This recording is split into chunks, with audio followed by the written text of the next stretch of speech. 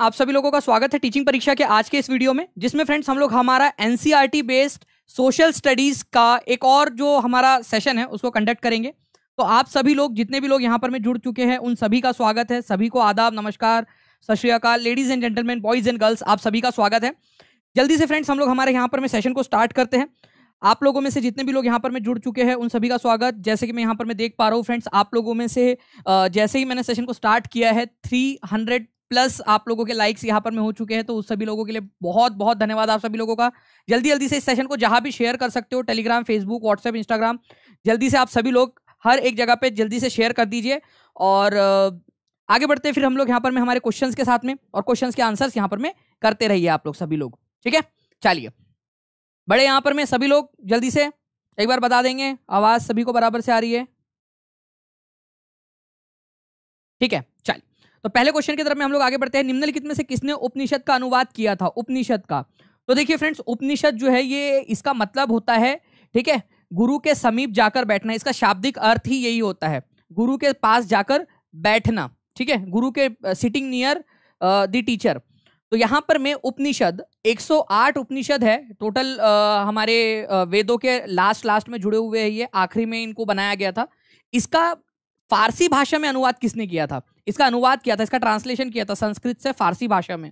तो फ्रेंड्स आप लोगों को याद रखना है कि दारा शिखो, ठीक है, दारा शिखो जो है ये शाहजहां का बड़ा बेटा था, औरंगजेब का बड़ा भाई। इसने क्या किया, इसने जो है पूरे उपनिषद जो है, जो मेन वाले उपनिषद थे उनको पढ़े और उनका ट्रांसलेशन पर्शियन भाषा में, कौन सी भाषा में? फारसी भाषा में किया था। ये आप लोगों को याद रखना है, फारसी भाषा में, पर्शियन लैंग्वेज के अंदर में, ठीक है, पर्शियन लैंग्वेज के अंदर में। और उसका नाम उसने क्या रखा था, जो आप लोगों से DSSB में, BPSC के अंदर में कहीं पे भी पूछा जा सकता है, ये भी याद रखना है आप लोगों ने, सर ए अकबरी नाम रखा था उसने, अकबरी, ठीक है, सर ए अकबरी। अकबरी मतलब वो अकबर से नाम, उसका कोई लेना देना नहीं है। अकबर का मतलब ही होता है सर्वश्रेष्ठ, सबसे बेस्ट वाला। तो सिर ए अकबरी नाम उसने रखा था उपनिषद का ट्रांसलेशन करके, ठीक है। दारा शिखो औरंगजेब का बड़ा भाई और शाहजहां का सबसे बड़ा बेटा। तो इसको याद रखेंगे आप सभी लोग। नेक्स्ट पॉइंट की तरफ में हम लोग आगे बढ़ते हैं फ्रेंड्स। यहाँ पर में तो सिर ए अकबरी यहाँ पर में उसने नाम रखा था, ये आप लोग याद रखोगे। देखिए आप लोगों का 2023 का 24/1/2023 को पूछा गया क्वेश्चन, निम्नलिखित में से कौन सा कानून भारतीय संसद द्वारा पारित नहीं किया गया है? राजद्रोह का कानून, domestic violence act, street vendors act, Hindu succession act. ये बड़ा एक इंटरेस्टिंग सा क्वेश्चन है फ्रेंड्स आप लोगों का, हो सकता है काफी सारे लोगों के लिए नया क्वेश्चन हो। मैं आप लोगों को इसका एक्सप्लेनेशन देता हूँ अच्छे से, ठीक है। देखिए अगर मैं बात करूं फ्रेंड्स आप लोगों से सेडिशन एक्ट की, राजद्रोह का कानून, ये हमारी भारत सरकार ने नहीं बनाया, ये अंग्रेजों ने बनाया था, ब्रिटिशर्स ने, भारत के लिए, ठीक है, भारतीय लोगों के लिए ब्रिटिशर्स ने बनाया था, हम लोगों के लिए अंग्रेजों ने बनाया था ये कानून, हम लोगों को सजा देने के लिए कि भाई हम लोग जो है देशद्रोही, हमारे देश में हम ही देशद्रोही है, ठीक है, हमारे देश में हम ही लोगों ने देशद्रोह कर डाला, उनके खिलाफ अगर कुछ बोला तो राजद्रोह का कानून जो है 1870 के अंदर में, ये याद रखना है आप लोगों ने फ्रेंड्स, अंग्रेजों ने बनाया था। बाकी हाँ, डोमेस्टिक वायलेंस, लड़कियों के साथ में जो मारपीट होती है, ठीक है, तो डोमेस्टिक वायलेंस, घरेलू हिंसा अधिनियम आप लोगों का ये भारत सरकार के द्वारा ही बनाया गया। Street vendors act, street vendors पथ विक्रेता विनियम अधिनियम, कि भाई उन लोगों के क्या अधिकार है और कहाँ पर में वो नहीं बैठ सकते, स्ट्रीट वेंडर्स एक्ट, ठीक है। हिंदू सक्सेशन एक्ट का मतलब होता है कि कोई एक हिंदू व्यक्ति है, पुरुष है, तो उसकी संपत्ति में किस किस का हिस्सा होगा। 1956 में जब ये एक्ट बना था, हिंदू सक्सेशन एक्ट, उस समय में जो है स्त्रियों को हिस्सा नहीं था, जो लड़कियां होती थी, बेटियां होती थी, उनको हिस्सा नहीं था अपने पिता की संपत्ति में।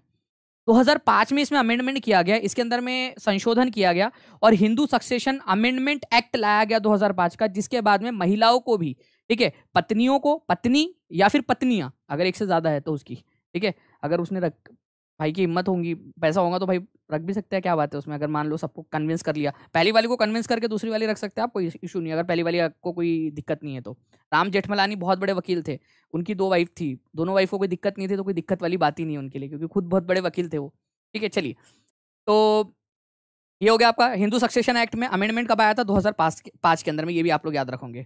तो आप लोगों को याद रखना है कि 2000, ठीक है, आप लोगों को एक ये पॉइंट बहुत ही इंपॉर्टेंट वाला पॉइंट है जो आप लोगों ने याद रखना है कि 2005 के अंदर में, इसके अंदर में अमेंडमेंट किया गया था। ये एक बहुत ही इंटरेस्टिंग सा और एक इंपॉर्टेंट वाला पॉइंट है आप लोगों का, ठीक है। चलिए नेक्स्ट क्वेश्चन की तरफ में हम लोग आगे बढ़ते हैं, जस्ट अ सेकेंड, ठीक है। राजद्रोह का कानून जो है वो अंग्रेजों के समय में बनाया गया था भारतीय लोगों को दंड देने के लिए।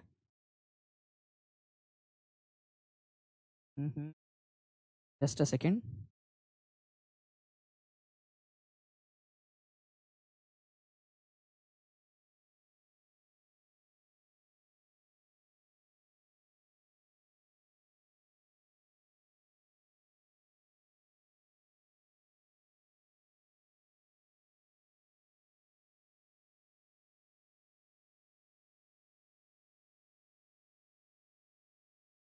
ठीक है, चलिए आगे बढ़ते हैं हम लोग फ्रेंड्स। यहाँ पर में ये वाला तो क्वेश्चन हो चुका था हमारा। नेक्स्ट क्वेश्चन की तरफ में हम लोग जल्दी से आगे बढ़ते हैं। जो हमारा क्वेश्चन बचा हुआ था जल्दी से उसकी तरफ में हम लोग आगे बढ़ेंगे हमारे। ठीक है, आपको बताना है कि अंगुत्तर निकाय is a part of. Anguttara निकाय किसका भाग है ये आप लोग बताएंगे। अंगुत्तर निकाय किसका भाग है? अंगुत्तर निकाय, ये एक इंपॉर्टेंट पॉइंट बनता है आप लोगों का। अंगुत्तर निकाय, देखिए अगर मैं बात करूं अंगुत्तर निकाय, ये एनसीईआरटी के अंदर में इसका उल्लेख मिलता है आप लोगों को। ये जो है आप लोगों का एक बुद्धिस्ट ग्रंथ है, ठीक है, बुद्धिस्ट ग्रंथ है, बौद्ध ग्रंथ का एक हिस्सा है। लेकिन किसका भाग है ये? अभिधम्म पिटक, विनय पिटक या सुत्त पिटक? मैं आप लोगों को इसका थोड़ा सा एक्सप्लेनेशन देना चाहूंगा, ठीक है, ध्यान से सुनेंगे आप लोग। देखो बुद्ध धर्म, बौद्ध धर्म के अंदर में, ठीक है, जो बौद्ध धर्म है, बौद्ध धर्म जो है उसके अंदर में त्रिपिटक का कंसेप्ट आता है। त्रिपिटक, ठीक है, त्रिपिटक इसको कहा जाता है। त्रिपिटक, ये याद रखना आप लोगों ने, त्रिपिटक, ठीक है। त्रिपिटक का शाब्दिक अर्थ ही होता है तीन बास्केट, तीन बास्केट।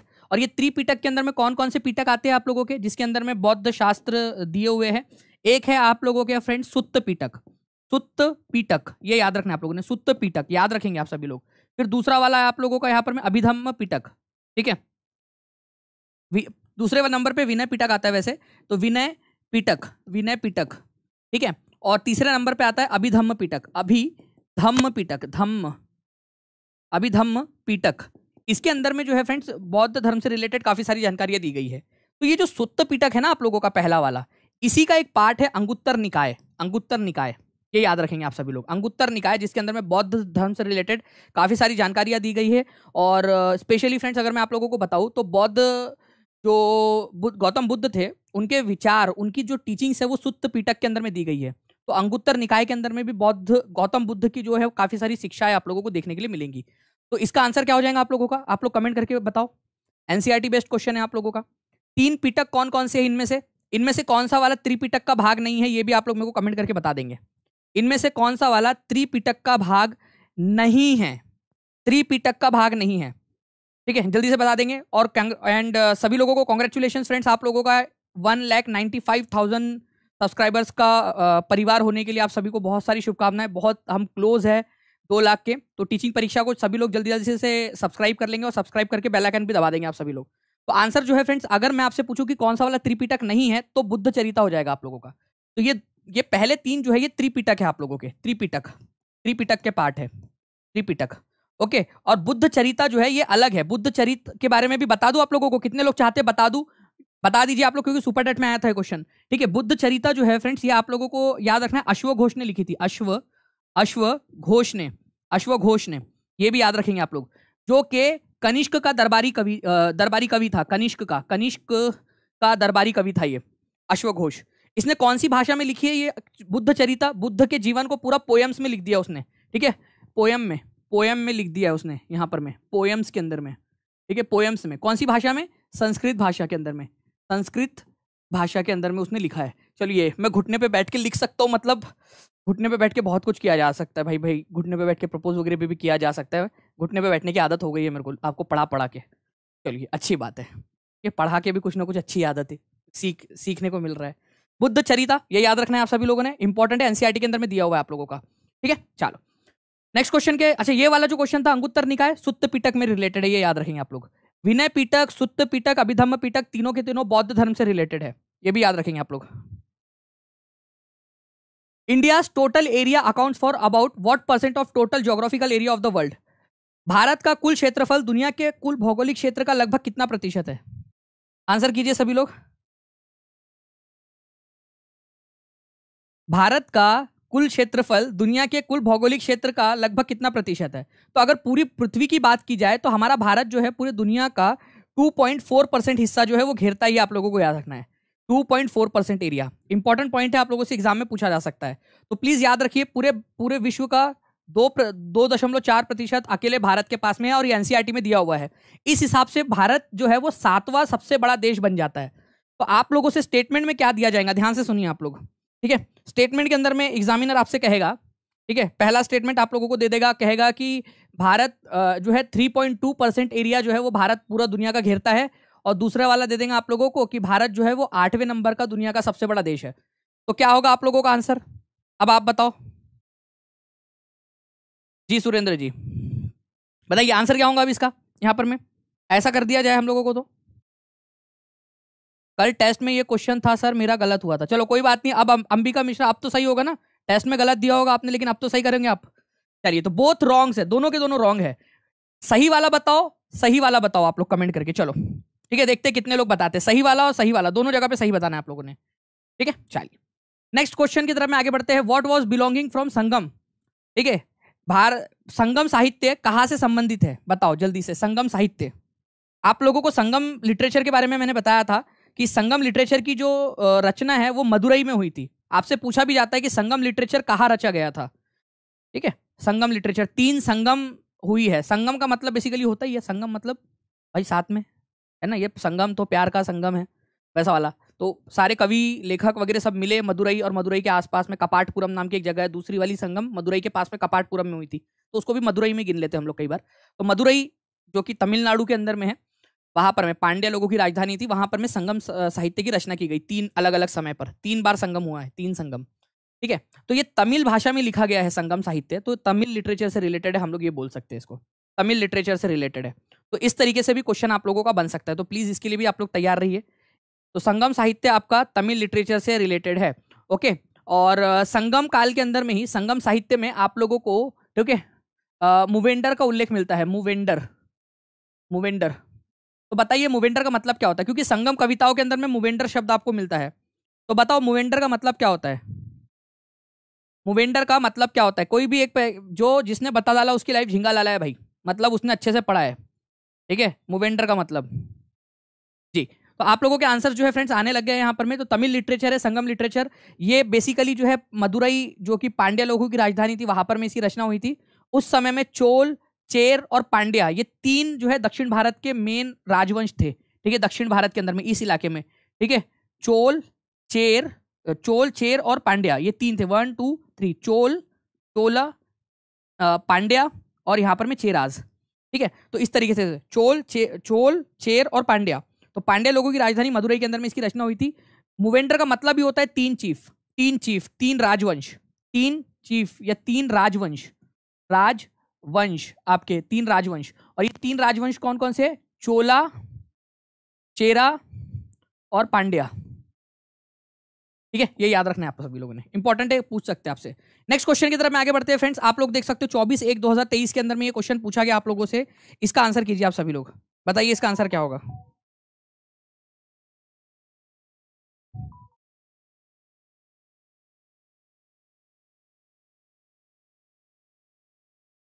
देखिए बुद्ध जो है अपना मैसेज उन्होंने सारनाथ में दिया था, ये क्वेश्चन यहाँ पर में बोला गया है।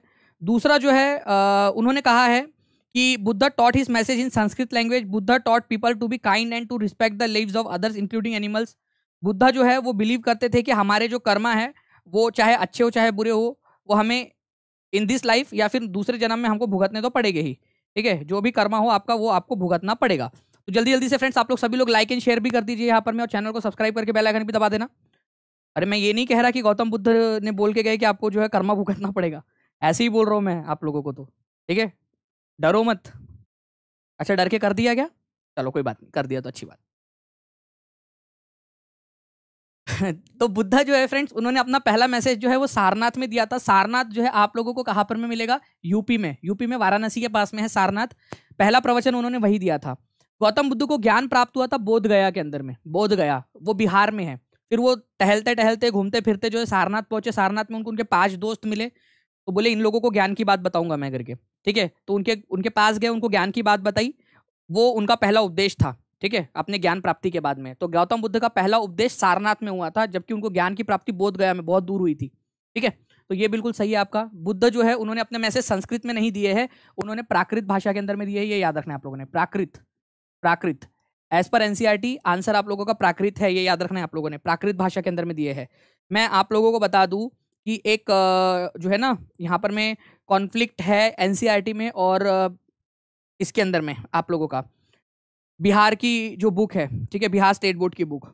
लेकिन फ्रेंड्स मैं आप लोगों को बता दूं, काफ़ी सारी चीज़ों को काफ़ी सारी अलग अलग जगहों पे देखने के बाद में मैं आप लोगों को बता सकता हूँ कि ऑथेंटिक जो आंसर है वो आप लोगों का प्राकृत है। प्राकृत भाषा में दिए थे उन्होंने प्रवचन। एनसीईआरटी में प्राकृत दिया है और बिहार की जो टेक्स्ट बुक है, ठीक है, उसके अंदर में पाली दिया हुआ है। बट अगर आपको चैलेंज करना हुआ और बार बार चैलेंज हुआ, या तो वो क्वेश्चन कैंसिल हो जाएगा या तो फिर उसको प्राकृत मानना पड़ेगा, क्योंकि भाई ऑब्वियस सी बात है कि जब भी एक तो अगर मान लो इस क्वेश्चन पे केस हो गया फॉर एग्जाम्पल, तो आपको पता होना चाहिए कि एजुकेशन जो है वो कॉन्करेंट लिस्ट में है। एजुकेशन कॉन्करेंट लिस्ट में है। केंद्र सरकार और राज्य सरकार दोनों को उसके ऊपर में कानून बनाने का, उसके ऊपर में डॉक्यूमेंट्स लाने का अधिकार है। Text books are just like documents. अगर कोई भी डिस्क्रिपेंसी आती है तो केंद्र सरकार का माना जाएगा। ये हमारे संविधान में 7वीं अनुसूची में है, ठीक है। तो सेम लॉजिक यहां पर में भी अप्लाई होगा कि अगर मान लो कि कॉन्ट्राडिक्शन आता है आपकी बुक्स के अंदर में भी, तो एज पर दी कॉन्करेंट लिस्ट आपका प्राकृत भाषा को ही माना जाएगा अगर कोर्ट में केस जाता है तो। ये याद रखना है आप लोगों ने। तो प्राकृत भाषा लगाना है आप लोगों ने, ठीक है। प्राकृत भाषा बुद्धा जो है तो सेकंड वाला गलत हो गया, जहां जहां बी है काट दो काट दो काट दो, आंसर तक पहुंच गए, खत्म हो गया बात, ठीक है, खत्म। चलिए, तो answer is option number D. तो गौतम बुद्ध जो है वो एक शाक्य गण एक क्षत्रिय थे, राजघराने से बिलोंग करते थे, बढ़िया से मस्त पैकी उनकी शादी भी हुई थी और मस्त पैकी उनका छोटा सा बच्चा भी था। उसका नाम राहुल रखा था। कितना प्यारा बच्चा होगा, राहुल नाम रखा, राहुल नाम का रखा। राहुल द्रविड़ को देखो कितना क्यूट क्यूट सा लगता है वो। तो राहुल नाम का लड़का रखा है, बड़ा क्यूट सा बच्चा होगा। पत्नी भी अच्छी लड़की देखकर उनकी शादी करा दी गई थी। लेकिन उनको मन नहीं लग रहा था। जो चीज़ देखो आसानी से मिल जाती है ना, उसमें मन नहीं लगता। तो गौतम बुद्ध का भी मन नहीं लग रहा था। उनको लगा कि भाई ज्ञान मतलब जीवन क्या है, क्यों है ये जीवन, ठीक है। तो वो निकल पड़े ज्ञान की तलाश में, केवल 29 साल की उम्र में, 29 ईयर की एज में। और फाइनली फ्रेंड्स उनको 6 साल भटकने के बाद में बोध गया में, याद रखना आप लोगों ने, बोध गया के अंदर में बिहार में, ठीक है, उनको वो पीपल के ट्री के नीचे बैठे थे, पीपल के ट्री के नीचे, और उनको ज्ञान की प्राप्ति हुई। इसी वजह से उनको बुद्ध कहा जाने लगा। बुद्ध का मतलब ही होता है वाइज मैन। देखो बुद्ध का मतलब आपसे पूछा जा सकता है, वाइज मैन, समझदार इंसान, बुद्धिमान व्यक्ति। तो बुद्ध का मतलब ही है बुद्धिमान व्यक्ति, ये याद रखना है आप लोगों ने। उसके बाद में फ्रेंड्स अगर मैं आप लोगों से बात करूं तो इन्होंने अपना पहला प्रवचन सारनाथ में दिया था। और कौन सी भाषा में दिया था? तो प्राकृत भाषा में दिया था। ये याद रखना है आप लोगों ने, एनसीईआरटी में दिया है, प्राकृत भाषा में दिया था, ठीक है, ये याद रखेंगे आप सभी लोग। नहीं नहीं, अपनी पत्नी बेटे को मतलब पत्नी को छोड़ के चले गए थे इसलिए समझदार इंसान नहीं थे वो, उनको ज्ञान की प्राप्ति हो गई थी इसलिए समझदार इंसान थे वो। गलत नहीं लेना कोई भी, ठीक है। वैसे तो लड़कों की शादी तो हुई नहीं होंगी, मेरे को पक्का पता है। अगर हुई होती तो तुम लेक्चर नहीं देख रहे होते, ठीक है। लड़कियों की हो गई होंगी, वो जा नहीं सकती, ठीक है। तो ये तो मेरे को अच्छे से पता है। तो घर छोड़ के गए इसलिए बुद्ध समझदार इंसान नहीं है, पत्नी को छोड़ के चले गए भाई। हमारे भी यहाँ पर में हमारे भी मोदी जी गए ना छोड़कर, ठीक है, वो अलग मैटर है। हाँ, नहीं तो बस आप लोग मिक्स कर लोगे उसको। नेक्स्ट क्वेश्चन का आंसर है, इसका भी आप लोग आंसर कीजिए। 25/1/2023 के पेपर 2 एसएसटी के अंदर में पूछा गया क्वेश्चन आपका,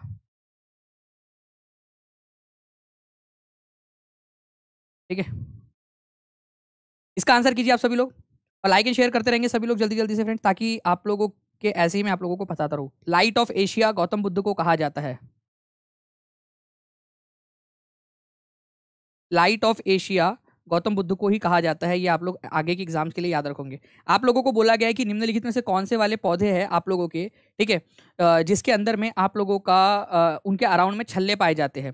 तो मैं आप लोगों को बता दूं फ्रेंड्स कि छल्ले का मतलब होता है, यहाँ पर मैं आप लोगों का रिंग्स पाए जाते का मतलब है कि ये आपका प्लेनेट है और उसके अराउंड में ऐसा जो है छल्ला वाला, जैसे आपका वो शनि ग्रह आप लोगों ने देखा होगा वैसे। तो लोगों को लगता है केवल शनि ग्रह के अराउंड में है। नहीं फ्रेंड्स, जितने भी आउटर प्लैनेट्स आपके सबके अराउंड में है, ठीक है। तो मैं आप लोगों को दिखाता हूँ यहाँ पर में, देखिए आप लोग, ये हमारा जुपिटर है, उसके अराउंड में भी है, बहुत ही छोटा है, आपको दिखाई नहीं देगा इसके अंदर में, ठीक है। ये सैटर्न का जो है वो बहुत बड़े बड़े छल्ले हैं, वो आप लोगों को दिखाई देते हैं।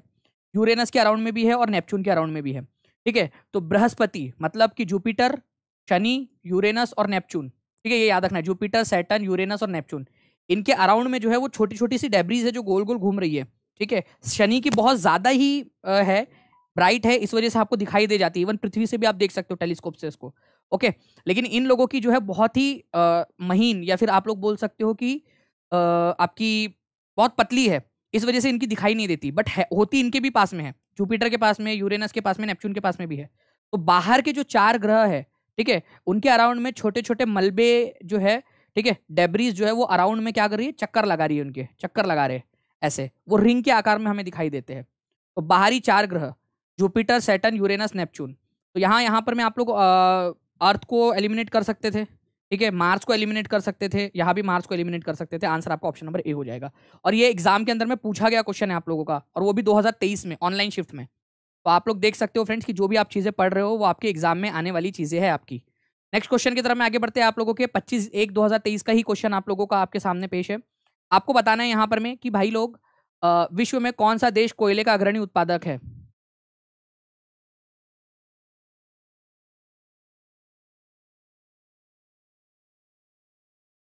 बहुत बढ़िया, क्या बात है। ठीक है, आंसर्स आप लोगों ने करना है यहाँ पर करने, आप लोगों के आंसर्स बहुत तेजी से आ रहे हैं फ्रेंड्स। और यहाँ पर में अगर हम लोग देखें, ठीक है, तो जो मैक्सिमम आंसर आप लोगों की तरफ से आ रहा है वो आ रहा है इंडिया। ठीक है, मैं आप लोगों को बता दूं कि इंडिया वालों, ठीक है, सबका गलत है यहाँ पर में। कोयले का सबसे बड़ा उत्पादक जो है फ्रेंड्स वो है चाइना। कितने लोगों का सही था ये मेरे को कमेंट करके बताएंगे आप लोग। चाइना इज द आंसर, ठीक है, करेक्ट आंसर चाइना है। तो ये याद रखना है आप लोगों ने, answer is option number C. तो प्लीज आंसर को लगा लेंगे आप लोग सभी लोग यहाँ पर में, ऑप्शन नंबर सी आपका, ठीक है। तो option number C is the correct answer.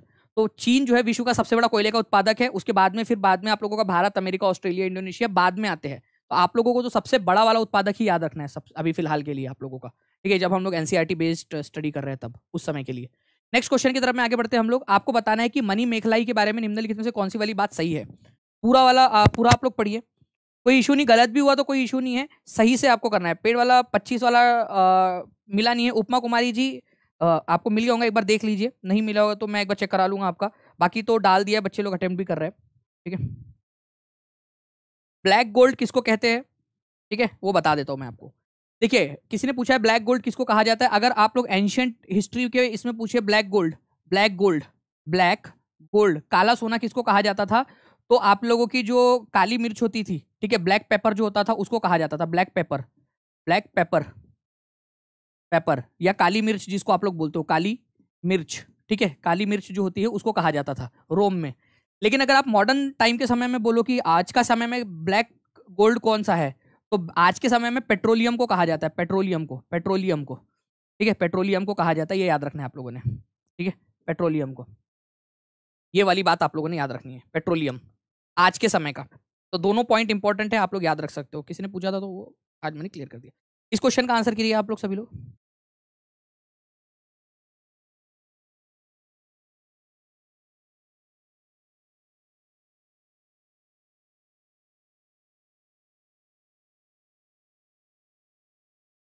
The epic money मेखलाई, money मेखलाई जो है फ्रेंड्स, इसके बारे में क्या सही है आप लोगों को ये बताना है, ठीक है।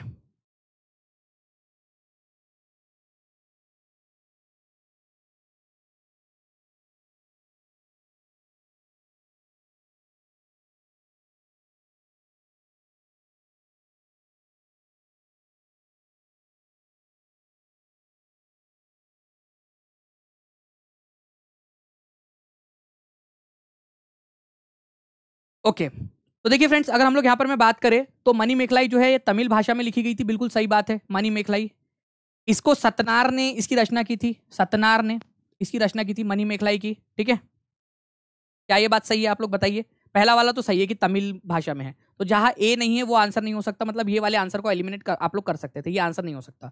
तो केवल 3 ऑप्शन आपके सामने बचे, ठीक है। This describe the story of the daughter of कोवलन and Madhavi, कोवलन और माधवी की कहानी को ये दर्शाता है। अब मैं आपको मनी मेखलाई, ठीक है, और सिलप्पदिकारम, इनके बीच में डिफरेंस बता देता हूं।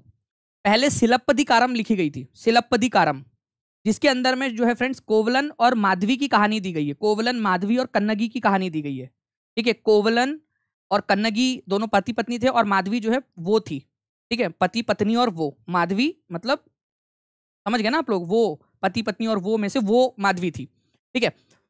अब वो वाली जो कहानी थी आपकी सिलप्पदिकारम, वो सत्यनारायण ने लिखी है, सिलप्पदिकारम, सिलप्पदिकारम,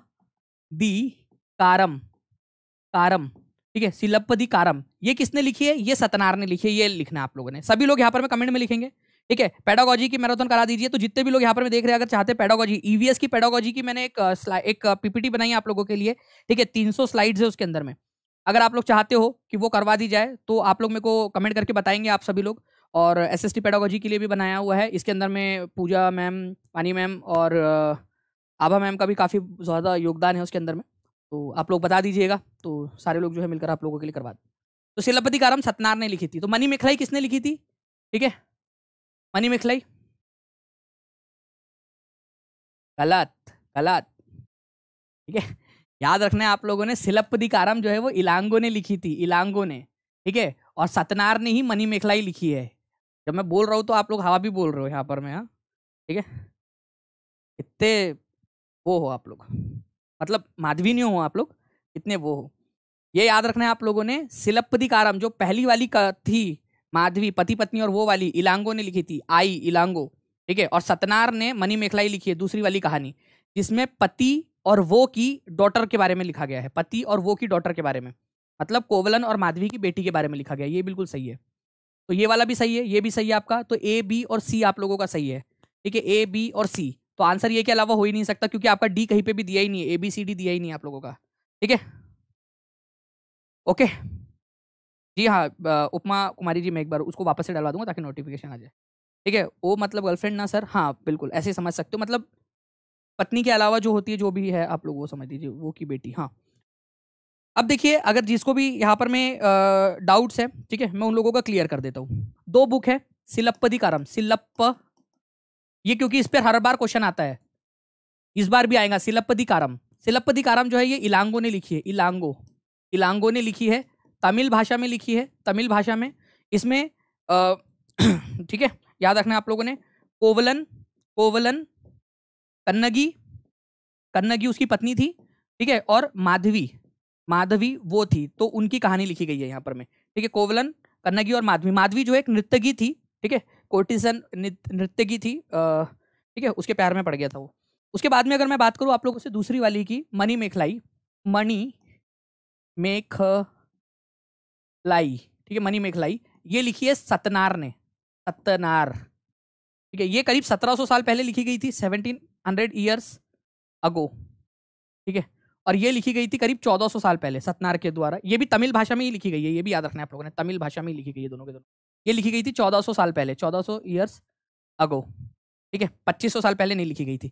इसमें जो है कोवलन, कोवलन जब माधवी के साथ में रह रहा था, ठीक है, तो माधवी जो है वो प्रेग्नेंट हो गई थी, और इन दोनों की एक बेटी हुई थी, ठीक है, डॉटर, उसके बारे में यहाँ पर में, ठीक है, उसके बारे में इसके अंदर में जानकारी दी गई है। तो ये थोड़ा सा आप लोगों ने याद रखना है। दोनों के दोनों का स्क्रीनशॉट ले लो और एक बार इसको रिवाइज कर लेना आप लोग। एक बार इसका रिवीजन भी कर लेंगे सभी के सभी लोग, इसका स्क्रीनशॉट ले लो और एक बार रिवाइज कर लेना। ओके, चलिए, जितने भी लोग देख रहे हैं फ्रेंड्स, लाइक एंड शेयर करते रहेंगे, ताकि ऐसे ही मैं आप लोगों को और भी बहुत सारी चीजें जो है वो करवाता रहूं। ओके, चलिए, तो answer is option number A. कितने लोगों का सही था वो कमेंट में यहाँ पर मैं हाथ ऊपर करके बता देंगे। ठीक है, चलिए, लास्ट में मैं आप लोगों से इसमें से कोई भी क्वेश्चन पूछूंगा। ठीक है, इसमें से कोई भी क्वेश्चन मैं आप लोगों से पूछूंगा कि कौन से में क्या दिया हुआ है। सिलप्पदिकारम किसने लिखी है ये भी पूछूंगा, मणि मेखलाई किसने लिखी है वो भी पूछूंगा, कौन सी भाषा में लिखी गई है वो भी पूछूंगा, और किसमें क्या दिया गया वो पूछूंगा, कितने साल पहले कौन सी वाली लिखी गई थी वो पूछूंगा आप लोगों से। ठीक है, अहोम लोग वर्तमान समय के कहां से आकर ब्रह्मपुत्र घाटी में आकर बसे थे? ये 24 तारीख को पूछा था, और same question D triple S B का जो स्पेशल एजुकेटर का जो एग्जाम हुई थी ना, स्पेशल एजुकेटर की 2022 में, उसमें भी पूछा था। Same to same question, repeat question है वो, same to same question. Special educator के एग्जाम के अंदर में भी क्वेश्चन आया था ये वाला। ठीक है, अहोम लोग, ठीक है, अहोम जो कि आज इधर में ब्रह्मपुत्र वैली जो है ना, हमारा ब्रह्मपुत्र घाटी आसाम वाला जो इलाका है, वहां पर में आकर बस गए। ये लोग म्यांमार से आकर बसे थे, ये याद रखना है आप लोगों ने, म्यांमार। तो answer is option number B, Myanmar से आकर बसे थे। आज के म्यांमार से आकर ये लोग बस गए थे वहां पर में। तो आंसर आपका ऑप्शन नंबर बी हो जाएगा। तो थोड़ा सा याद रखेंगे आप लोग, यहाँ पर में है ब्रह्मपुत्र वैली, यहाँ पर में आसाम है आपका, और ये म्यांमार है, बर्मा जिसको आप लोग कभी कभी बर्मा भी कहते हो। तो यहाँ से आकर बस गए थे अहोम लोग, ठीक है, 13th सेंचुरी में। वहां पर में पहले यहाँ पर में ब्रह्मपुत्र वैली के आसपास में जो है ना, एक अलग तरह की व्यवस्था थी, जहां पर में जमींदार हुआ करते थे, जमींदार, ठीक है, या जमीन के मालिक, भूस्वामी, भुइया बोला जाता था उनको, उनकी भाषा में भुइया। ठीक है, जमीन मालिक जो जबरदस्ती काम करवाते थे लोगों से। तो अहोम लोग धीरे धीरे यहाँ पर में आए, इन्होंने इस इलाके पे कब्जा कर लिया और भूया लोगों की जो सत्ता थी उसको खत्म कर दिया, उसको उखाड़ फेंका। तो अहोम लोगों ने अपना स्टेट जो बसाया था उन्होंने, अहोम राज्य, वो कौन से लोगों को उखाड़, कौन से लोगों की सत्ता को उखाड़ फेंक कर बनाया था? जो ओल्डर पॉलिटिकल सिस्टम था पूरा का पूरा, वो भूया लोगों का पॉलिटिकल सिस्टम था, राजनीतिक व्यवस्था थी भूया लोगों की, उनको उखाड़ फेंका और बनाया था। एक क्वेश्चन मैं आप लोगों को बताऊं क्या? ठीक है, ये भी क्वेश्चन मैं लास्ट में पूछूंगा आप लोगों से, देखते कितने लोग आंसर कर पाते हैं इसका। ठीक है, ये लेते हैं यार, इसी को ले लेंगे। एक और क्वेश्चन बन जाएगा आपका। जो अहोम लोग हैं, अहोम, अहोम्स, उनकी हिस्ट्री को क्या कहा जाता है? उनकी हिस्ट्री को, ये भी क्वेश्चन आया था DSSB के एग्जाम के अंदर में। ठीक है, हिस्ट्री को क्या कहा जाता है? हो सकता है आपसे BPSC में या फिर सीटेट वगैरह के अंदर में आप लोगों से पूछ ले। तो बुरंजी कहा जाता है, ये याद रखना है आप लोगों ने, बुरंजी, बुरंजी, बुरंजी। तो बुरंजी क्या है? तो अहोम लोगों की हिस्ट्री है ये, अहोम लोगों की हिस्ट्री को बुरंजी बोलते हैं। ये क्वेश्चन आया था DSSB में, हो सकता है अब आप लोगों से पूछ लिया जाए कभी भी। ठीक है, बुरंजी, ये भी याद रख लेना आप लोगों ने। चलिए, जितने भी लोग देख रहे हैं फ्रेंड, जल्दी जल्दी से यहाँ पर मैं लाइक एंड शेयर कर देंगे सेशन को, ताकि ऐसे ही मैं आप लोगों को और भी बहुत सारी इंटरेस्टिंग फैक्ट्स के साथ में आगे मैं पढ़ाता रहूँ आप लोगों को। तो ये सारी चीजें लास्ट में मैं पूछूंगा, तो आप लोगों ने ध्यान से लिखना है। ठीक है, संगम साहित्य की रचना एवं संकलन किस नगर के सम्मेलनों में की गई थी? देखो 24 तारीख को एक क्वेश्चन आया और मैंने अभी आपको थोड़ी देर पहले इसका एक्सप्लेनेशन दिया था, अगर आप लोगों को याद हो तो। ठीक है, क्या बात है फ्रेंड्स, यहाँ पर मैं 1,95,765 सब्सक्राइबर्स हो चुके हैं। मतलब हम लोग केवल 4,235, ठीक है, अब 4,234 लोग दूर है 2 लाख से केवल। ठीक है, बहुत तेजी से हम लोग 2 लाख की तरफ में बढ़ रहे हैं। तो जिन भी लोगों ने चैनल को सब्सक्राइब नहीं किया, वो लोग चैनल को सब्सक्राइब करके बेल आइकन जरूर दबा देना फ्रेंड्स, ताकि आप लोगों को यूट्यूब पे वीडियोस के नोटिफिकेशंस मिलते रहे ऐसे ही आप लोगों को। ठीक है, तो आप लोगों का संगम साहित्य की रचना और संकलन किस नगर में हुई थी? तो याद रखना है आप लोगों ने फ्रेंड्स, मदुरई में हुई थी। चलो मदुरई के बारे में बताओ मुझे आप लोग, मदुरई जो है वो किसकी राजधानी थी? मदुरई किसकी राजधानी थी? आज मदुरई आपको कौन से राज्य में मिलेगा? आप सभी लोग मेरे को कमेंट करके बताओगे कि संगम साहित्य कौन सी भाषा में लिखा गया था। सभी लोग बताइए जल्दी से, ये क्वेश्चन पूछे जाने की प्रबल संभावना बनती है। संगम साहित्य कौन से भाषा में लिखा गया था? मदुरई कौन से स्टेट में है? ये सभी लोग कमेंट करके बताएंगे मुझे। इसके अलावा आप लोग मुझे बताओगे कि 3 राजवंश, उसको क्या कहा गया था? 3 राजवंश, संगम पोएम्स के अंदर में 3 राजवंश या 3 राजाओं को, चोल, चेर और पांड्या को क्या कहा गया? उनके लिए एक शब्द इस्तेमाल किया गया है, वो शब्द आप लोग बताओगे मुझे। ठीक है, चलिए 700 लाइक्स हो चुके हैं, आप लोगों का बहुत बहुत धन्यवाद।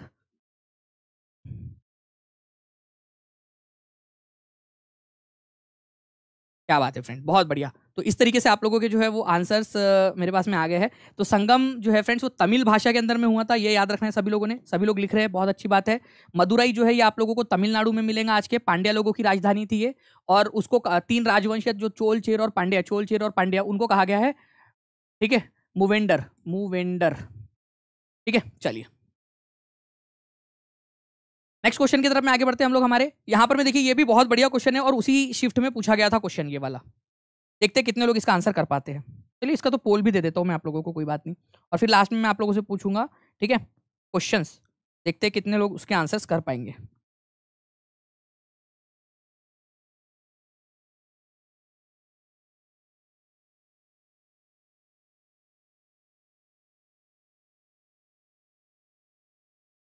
बहुत बढ़िया। देखिए फ्रेंड्स, अगर मैं बात करूं आप लोगों से, निम्नलिखित महाद्वीपों को आकार के अवरोही क्रम में लगाइए। अवरोही क्रम का मतलब होता है आप लोगों को डिसेंडिंग। ठीक है, बड़े से छोटे के क्रम में आप लोगों को लगाना है। जो सबसे बड़ा है, ठीक है, सबसे पहले उसको लगाइए आप लोग, और फिर छोटा छोटा लगाइए। बहुत ही सिंपल सा क्वेश्चन है फ्रेंड्स आप लोगों का। अगर किसी ने भी ध्यान से इसको पढ़ा है तो वो इसका आंसर लगा पाएगा। ठीक है, मैं देख रहा हूं कि 22, 27, 29, 22 पूरा जो है यहाँ पर में आप लोगों ने जो है इधर उधर कर दिया है। सब लोगों ने बटे हुए हैं, सारे के सारे लोग। कोशिश करो आप सभी लोग, फिर मैं समय दे रहा हूँ आप लोगों को। देखिए फ्रेंड्स, सबसे बड़ा है एशिया। ठीक है, एशिया जो है वो आपका सबसे बड़ा है, और सबसे छोटा है ऑस्ट्रेलिया। ठीक है, ऑस्ट्रेलिया, वो दोनों के दोनों ही यहां पर में नहीं दिए हैं। ठीक है, दोनों के दोनों ही यहां पर में नहीं दिए हैं। तो अब जो बीच के बच गए वो है। तो बीच में आपको यही याद रखना था कि सेकंड लास्ट यूरोप है आपका, यूरोप, यूरोप सेकंड लास्ट है। और ऊपर से अगर आप देखोगे तो यहां पर में अफ्रीका आता है सेकंड नंबर पे, पहले नंबर पे, दूसरे नंबर पे, 7वें नंबर पे ऑस्ट्रेलिया है, और 6वें नंबर पे यूरोप है। इतना भी अगर आप लोगों को ध्यान आ जाता तो भी आप लोग आंसर कर पाते। यूरोप जो है, जो ये यहां दिए हुए हैं, उनमें सबसे छोटा यूरोप है। वैसे सबसे छोटा ऑस्ट्रेलिया है, लेकिन ऑस्ट्रेलिया दिया ही नहीं है। तो सी से ही आप लोगों का उड़ गया यहां पर में क्वेश्चन। तो उड़ जे काले कावा, ठीक है, तेरे मुंह विच सी पावा। ठीक है, चलिए। तो अफ्रीका सेकंड है नंबर का, सबसे बड़ा है वो, उससे भी आपका एलिमिनेट हो सकते थे, एक क्वेश्चन तो आपका एलिमिनेट हो सकता था। और यूरोप से तो सारे के सारे ही आपके बाकी के एलिमिनेट हो जा रहे थे। कितने लोगों को ये कंसेप्ट समझ में आ गया वो मेरे को बताइए, कितने लोगों को ये कंसेप्ट समझ में आ गया? और केवल जो है फ्रेंड्स, मैं अभी बताने के बाद में जो है आप लोगों में से काफी सारे लोगों ने आंसर लगाया है, वो भी केवल 45% हो पाए अब तक भी, 45% लोग हो पाए हैं, ठीक है, अभी भी सी में। समझ में आ गया कंसेप्ट? ओके, अब चलिए मैं आप लोगों को एक बार वो बता देता हूँ पूरी की पूरी लिस्ट, ठीक है, पूरी की पूरी लिस्ट ही आप लोगों को बता देता हूँ एक बार, ठीक है, 1 2 3 4 करके, ठीक है, 1 2 3 4 5 6 7, मेरे साथ साथ में सभी लोग लगाएंगे। पहले नंबर पे कौन सा है? एशिया। चलो, दूसरे नंबर पे कौन सा है? दूसरे नंबर पे कौन सा है आपका? ठीक है, अफ्रीका, अफ्रीका, ठीक है। तीसरे नंबर पे आप लोगों का है नॉर्थ अमेरिका, सभी लोग लिखेंगे मेरे साथ साथ में, नॉर्थ अमेरिका, नॉर्थ अमेरिका, एक एक करके लिखते जाओ सभी लोग, पहला दूसरा तीसरा 1 2 3 ऐसा लिखते जाओ आप सभी लोग, ठीक है। चौथे नंबर पे कौन सा आएगा? South America, south America, America, ठीक है। फिर आएगा आप लोगों का यहां पर में अंटार्कटिका, पांचवें नंबर पे अंटार्कटिका, ठीक है, अंटार्कटिका, ठीक है, अंटार्कटिका। फिर आपका छठवां और सातवां आप लोग बताइए, ठीक है, छठवां और सातवां। सातवें नंबर पे आपका सबसे लास्ट में आता है ऑस्ट्रेलिया, ऑस्ट्रेलिया, ठीक है, ऑस्ट्रेलिया। तो अब मुझे बताओ आप लोग कि छठवें नंबर पे कौन सा आएगा सेकंड लास्ट पे, ये आप लोग बता दीजिए। आप लोग सभी लोग देखते हैं कितने लोग आंसर कर पाते हैं यहाँ पर में, सभी के सभी लोग जल्दी जल्दी से यहाँ पर में लाइक एंड शेयर भी करते रहेंगे फ्रेंड्स, और चैनल को सब्सक्राइब भी करते रहिए सभी के सभी। ओके, चलिए, बहुत बढ़िया। तो आंसर आप लोगों का हो जाएगा यूरोप, यूरोप जो है वो छठवें नंबर का है। तो इसका आंसर आप लोगों ने लगा दिया आसानी से, ऐसे आप लोगों ने करना था, सिंपल डिम्पल, ठीक है। तो ये आपका एक्चुअल क्वेश्चन है जो 24/1/2023 को 2023 में ही पूछा गया है आप लोगों को, और एनसीईआरटी बेस्ड क्वेश्चन है ये आपका, एनसीईआरटी बेस्ड क्वेश्चन, ठीक है। चलो, ओके, नाउ फ्रेंड्स, नेक्स्ट आप लोगों से मैं यहाँ पर मैं कुछ सवाल पूछना चाहूंगा। उससे पहले मैं आप लोगों को बता दूं, जितने भी लोग टीचिंग परीक्षा के साथ में जुड़ना चाहते हैं वो 7611 101 ठीक है, इस नंबर पे, ठीक है, या फिर आप लोग 9697888844 इस नंबर के ऊपर में आप लोग जुड़ सकते हो फ्रेंड्स, कॉल करके, कॉल या व्हाट्सएप कर लीजिए, आप लोगों को यहाँ पर में जानकारी मिल जाएगी। अब मैं आप लोगों से पूछ रहा हूँ, ठीक है, आप लोगों को बताना है कि सिलप्पदिकारम, सिलप्पदिकारम, ठीक है, कौन सी भाषा में लिखी गई थी? आप लोग बताएंगे मुझे कौन सी भाषा है, और आप लोगों को बताना है कि किसने लिखी थी, किसने लिखी थी, किसने लिखी थी, ये भी आप लोग बताएंगे मुझे सिलप्पदिकारम के बारे में, ठीक है। अब मैं सिलप्पदिकारम के बारे में पूछ रहा हूँ, ये याद रखना है आप लोगों ने। उसके अलावा जो है फ्रेंड्स, मैं आप लोगों से पूछना चाहता हूँ कि जो है हमारा इंडिया, ठीक है, इंडिया जो है वो वर्ल्ड का कितना परसेंट, वर्ल्ड का कितना परसेंट हिस्सा, कितना परसेंट एरिया, कितना परसेंट एरिया कवर करता है, ठीक है, बिना ऑप्शन के आप लोग बता के बताइए मुझे जल्दी से, कितना परसेंट एरिया जो है वो इंडिया कवर करता है, और कितनेवें नंबर के ऊपर में आता है इंडिया आपका इस मामले के अंदर में, ठीक है। इसके अलावा आप लोग मुझे बताओगे फ्रेंड्स कि बुरंजी, बुरंजी जो है, बुरंजी किसकी हिस्ट्री है, किसकी हिस्ट्री को बुरंजी कहा जाता है? DSSB में पूछा गया था ये क्वेश्चन, ठीक है, बुरंजी किसकी हिस्ट्री को कहा जाता है? कौन से जो है यहाँ पर में ट्राइबल लोग थे जिन लोगों की हिस्ट्री को बुरंजी कहा जाता है? ये सब क्वेश्चंस के आंसर आप लोग मेरे को कमेंट करके बताएंगे सभी लोग। आप लोगों को एक चीज बताना है कि कोल का सबसे बड़ा उत्पादक राज्य देश कौन सा है? कोल, कोल जो है सबसे ज्यादा कहां पर में होता है? सबसे ज्यादा, ठीक है, ज्यादा कहां पर में होता है, ये भी आप लोग मेरे को कमेंट करके बताएंगे सभी के सभी लोग। तो देखिए कितने लोग यहाँ पर में आंसर कर पाते हैं, ठीक है। तो आप लोगों के आंसर्स यहाँ पर में आ जाने चाहिए, जितने भी लोग देख रहे हैं, मुझे उम्मीद है कि आप लोगों के आंसर्स आप मिल जाएंगे मुझे यहाँ पर में। और जितने भी लोगों ने चैनल को सब्सक्राइब नहीं किया वो लोग चैनल को सब्सक्राइब कर लेंगे, सेशन को लाइक कर देंगे फ्रेंड्स, अपने दोस्तों के साथ में शेयर कर देंगे। और रोज 5 बजे आप लोगों की क्लास होती है, क्लास के अंदर में आप लोग जुड़ना ना भूले, ठीक है। और जो दूसरी क्लासेस होती है उनको भी जरूर अटेंड करें आप लोग अच्छे से। टीचिंग परीक्षा के ऊपर में आप लोगों के अलग अलग क्लासेस चलाई जा रही है, जो आप लोग अच्छे से जिसके अंदर में अपनी प्रिपरेशन कर सकते हो, ठीक है। चलिए, तो आप सभी लोगों का बहुत बहुत धन्यवाद। मुझे उम्मीद है कि सारे के सारे आंसर्स आप लोग जो है कमेंट बॉक्स के अंदर में जरूर दोगे। तो जो चैट बॉक्स में दे रहे हैं वो लोग कमेंट बॉक्स के अंदर में भी आंसर जरूर देंगे, ठीक है। चलो, thank you very much, take care and bye. इसके अलावा फ्रेंड, जितने भी लोग चाहते हैं कि ईवीएस में आपको पढ़ा दूं, ईवीएस पढ़ा दूं और ईवीएस की पेडागोजी भी करा दूं, एक फॉर्म आपके सामने आया हुआ है पिन कमेंट के अंदर में और पिन चैट में, और आपको कमेंट बॉक्स में भी मिल जाएगा, डिस्क्रिप्शन में भी मिल जाएगा। आपको क्या करना है, उस फॉर्म को फिल कर देना है अच्छे से, ठीक है। मैं आप लोगों के लिए ज़्यादा से ज़्यादा रिस्पॉन्स आएंगे तो मैं आप लोगों को ज़रूर जो है ईवीएस और ईवीएस की पेडागोजी भी करवा दूंगा। ठीक है, तो जितने भी लोग देख रहे हैं वो लोग उस फॉर्म को जरूर फिल कर देंगे और अपने दोस्तों के साथ में शेयर भी कर दीजिए आप सभी लोग। ठीक है,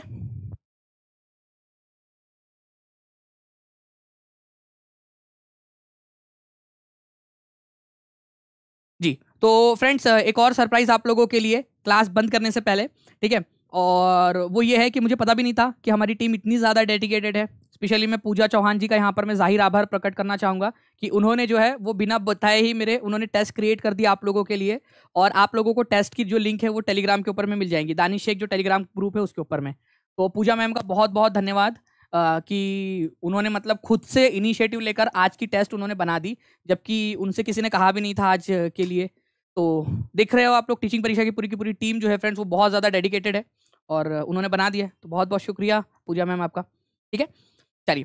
तो दानिश एक टेलीग्राम ग्रुप के ऊपर में उन्होंने लिंक शेयर कर दिया आप लोगों के साथ में, आप लोग उस पर जाकर लिंक के ऊपर में जाकर टेस्ट भी दे सकते हो आप लोग।